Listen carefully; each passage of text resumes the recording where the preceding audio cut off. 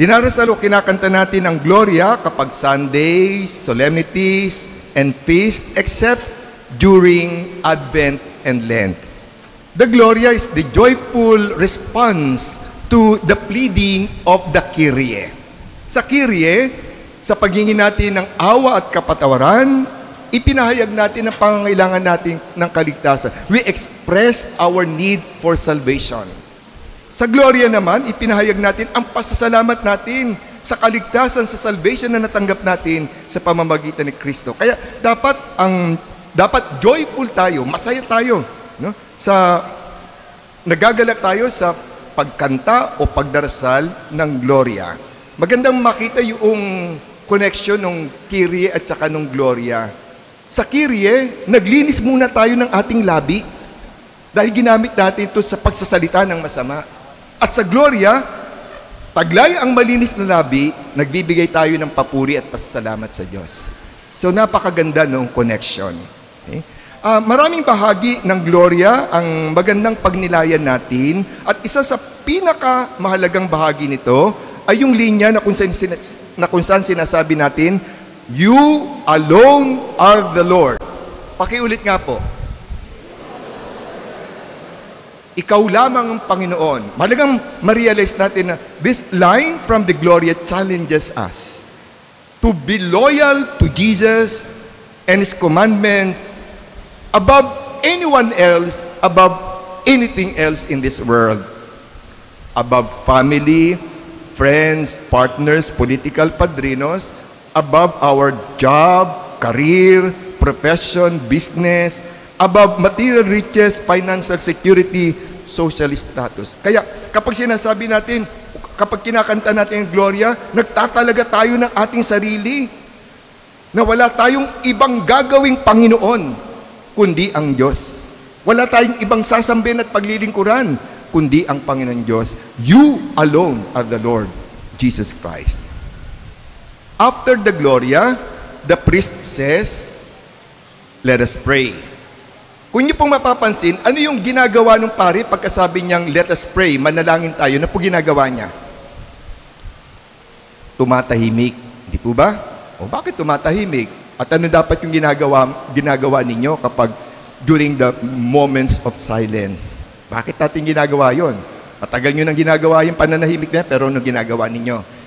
Well, tumatahimik tayo upang bigyan tayo ng pagkakataon na ipahayag ang ating mga personal na kahilingan, ang ating mga intentions and petitions. So yan yung sandali na kung saan isinasama natin ang ating mga dasal, ang ating mga kahilingan dito sa misa.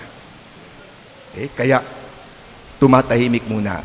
At pagkatapos ng ilang sandali ng katahimikan, dinarasal ng pari yung tinatawag na collect. Collect. Pakiulit nga po. So yun po yung prayer na dinarasal sa pagsisimula ng misa. Collect. It is called collect because the prayer gathers together the intentions, the petitions of the people participating in the Mass and offers them to the Father. Hindi ba napakaganda, no? Na lahat tayo, no? Lahat ng dasal, lahat ng kahilingan natin ay kasama sa misa. At yung nga po yung sandali ng ating pananahimik. No? Pagpapahayag ng ating mga kahilingan. So, the collect concludes the introductory rite.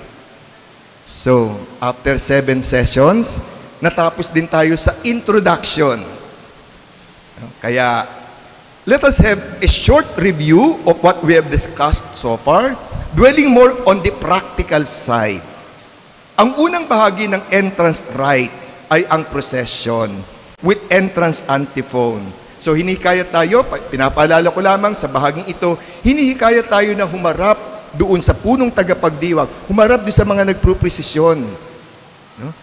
Ang ating pagharap doon sa punong tagapagdiwang na kumakatawang kay Kristo ay para natin ng pag-welcome kay Kristo sa katauhan ng punong tagapagdiwang. Take note, paulit-ulit ko na sinasabi, si Kristo ang wine-welcome, hindi tayo ang wine-welcome, kaya hindi tayo dapat ang nalilate. We should never come late to Mass. So, dapat lagi tayo on time para na-welcome natin si Kristong Pari. At hinikayat din tayo sumabay sa pag-awit ng entrance antiphon, entrance hymn. Pagdating po ng pari doon sa altar, he makes the sign of the cross. We make the sign of the cross. Bakit natin ito ginagawa? Muli, ito'y paalala na ang gagawin at ginagawa natin ay isang paggunita sa pagpapakasakit, pagkamatay at pagkabuhay ni Kristo. Nilalagyan natin ng tanda ng krus ang ating katawan upang ipaalala na tayo ay dapat nakikibahagi sa krus ni Kristo. At yan yung pinakadiwa ng ating pagdiriwang ng Eucharistia. Pagkatapos po noon, ay binabati tayo ng pari na the Lord be with you. Ito po'y pagpapaalala, pagpapahayag sa presensya ng Diyos sa bawat isa sa atin. Sinasabi ng pari, ang Diyos ay nasa bawat isa sa inyo. At sumasagot kayo, and with your spirit. Ito naman po ay, itong tugon na ito ay pagkilala sa presensya ng Panginoon sa misa. Pagkilala na ang pari ay kumakatawan kay Kristo. Ang pari ay tinatawag na alter Christus. So sunod po doon ay yung act of penance. No? Sabi nga natin, the act of penance is all about preparation. Kaya kinakailangan naroon tayo sa simula ng misa kasi kinakailangan sa simula pa lamang inihahanda na natin ang ating sarili. Last Sunday, nabanggit ko rin po yung term na rubrics. Naalala niyo kalugan ng rubrics? Ibig sabihin, literally, red. Ito yung red letters sa misal na nagbibigay ng instructions kaugnay sa mga gestures, movements, and other liturgical actions na gumagabay sa pari at sa mga mananampalatayang nagdiriwang ng misa. At isang halimbawa po ng rubrics ay yung sinasabi doon sa pagdarasal natin ng Confiteor, sabi, and striking their breast, they say, through my fault, through my most grievous fault. Pero dahil sa Tagalog po, dinadagukan natin dibdib natin pagdating sa isip, sa salita at sa gawa. Ulitin ko po, ang term na ginamit ay strike. Pagdagok, hindi pagpatong lamang ng kamay. So, dyan po natatapos ang pagpapaliwanag sa ating entrance rites ng misa.